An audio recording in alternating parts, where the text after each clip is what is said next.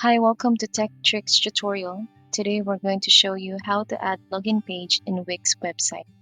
It's a step-by-step beginner guide for everyone to follow easily.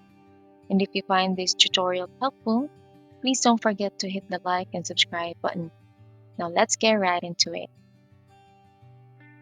Now adding a login page in Wix website is very easy. Now the first thing that we are going to do is we are going to open our Wix website and we are going to go to My Sites. And you're just going to choose from the websites that you made here. So just select and edit site.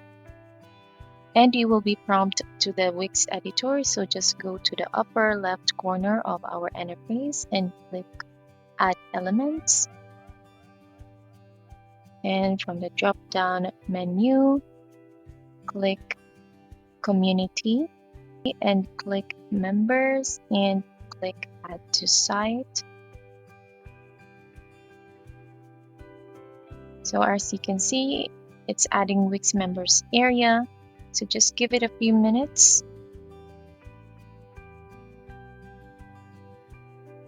And there, that's how easy you can add a login page in your Wix website. So you can just click the manage fields or settings to add more or to edit your page.